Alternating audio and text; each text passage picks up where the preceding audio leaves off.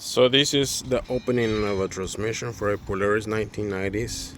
This is the longer type, 1995, 96, 97, 98. This is for a Polaris Ranger. The chain inside broke. So if you have a Polaris that the transmission doesn't work, more than likely is this chain. The one inside is the output chain. This one goes here, here, here, and here. This is a Ranger 6x6, so it has a different shaft. If yours is just a Sportman or a Big Boss, it has a different shaft than this, and it has now a rear output shaft like this one.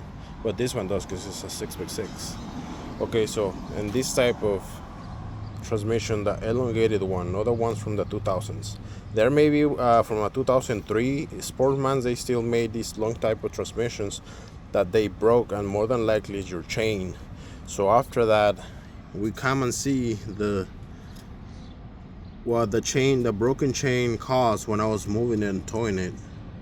Just a little bit of rub and rash here and there, but nothing else. I check all the gears, everything's fine.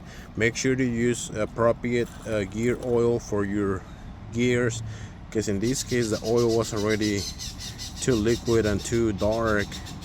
I think it was ATF, automatic transmission oil, which it doesn't take. These take the regular transmission oil, the gear oil, I'm sorry. So I clean everything real good with the sprayer. Make sure to use whatever you have to clean all the dirt. See how the metal, the grinding, or whatever is coming through. I'll do that after.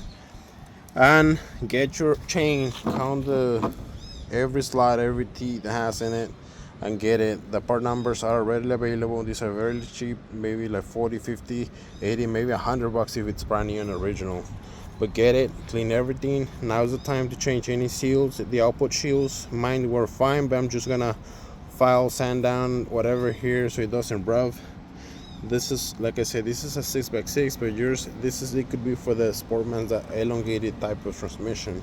Make sure to check your seals. If anything right now is leaking, any of your seals are leaking, right now is the time to replace. It was kind of leaking out of here a little bit. I might do a replacement or not, but this is just the top part.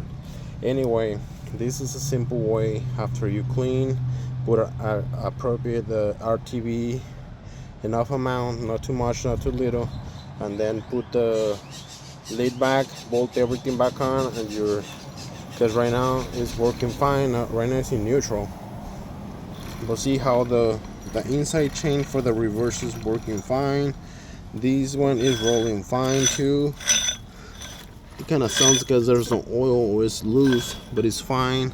And this is for the rear, which if it's yours is 6x6 Ranger, it does work fine. It was just the chain that needed the broke, and it's right here. It needed to be replaced. Now I'm gonna replace it, and this transmission, this is $1,000 transmission. It's gonna work like a charm, because I got the Polaris Ranger 6x6 for $600, which I already put 200 and it's working fine. But now the transmission is gonna work after I do the chain. There's a chain tensioner right here that I removed. It's right here.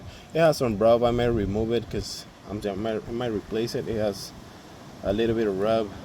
I took it off because I was cleaning it with some parts cleaning, and this is the drain bolt. It has some shavings too, but that could be normal because it's a 25-year-old engine transmission.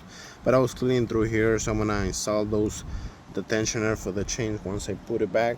It's very simple, guys, so make sure to drop a like and share and subscribe. This is to replace the main output chain on your Polaris 1990s, early 2000s Sportman's Big Box. This type of elongated transmission, not the short ones that they come in with the new models. Alright guys, thanks. Like.